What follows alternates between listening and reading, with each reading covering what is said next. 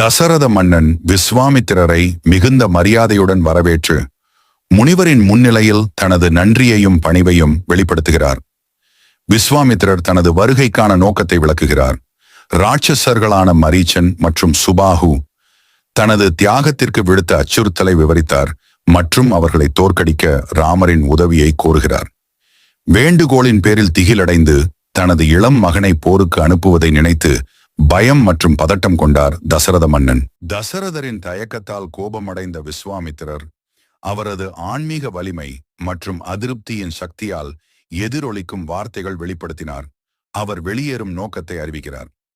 வசிஷ்டர் குறுக்கிட்டு மன்னரை தனது வாக்குறுதியை மதிக்கும்படியும் ராமரையும் லக்ஷ்மணரையும் விஸ்வாமித்திரருடன் அனுப்பும்படி வற்புறுத்துகிறார். விஸ்வாமித்திரர் புத்திசாலித்தனமான வழிகாட்டியாக தனது பாத்திரத்தில் ராமர் மற்றும் லக்ஷ்மணரை தண்டகவனத்தின் வரலாற்றை கொண்டு தடகா மற்றும் அவரது மகன் மரிச்சாவின் வருகைக்கு முன்னர் அதன் கடந்த காலத்தை வெளிப்படுத்தினார். கதையால் கவரப்பட்ட ராமா தடாகாவின் வலிமையான மூலத்தை கேள்வி எழுப்பி நிலைமையை முழுமையாக புரிந்து கொள்ளும் ஆர்வத்தையும் விருப்பத்தையும் வெளிப்படுத்துகிறார். விஸ்வாமித்ரா ராமனின் வீரத்தை பாராட்டி இளம் இளவரசனுடன் தெய்வீக ஆயுதங்களை பரிசாக பகிர்ந்தார்.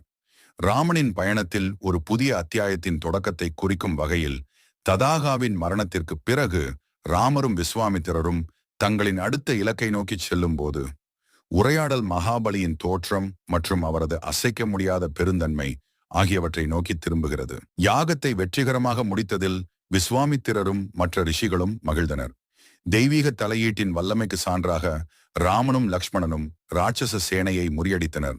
அவர்கள் தங்கள் கடின போராட்ட வெற்றியின் மகிமையில் மூழ்கினர். முனிவர் விஸ்வாமித்திரர் தனது ஆழ்ந்த நுண்ணறிவு மற்றும் அனுபவத்துடன் இப்போது ராமரின் விதியின் அடுத்த கட்டத்தின் மீது தனது கவனத்தை திருப்புகிறார். ராமரை மிதிலாவுக்கு பயணிக்குமாறு வலியுறுத்துகிறார். அங்கு ஜனகரின் வரவிருக்கும் யாகம் அவருக்கு காத்திருக்கிறது.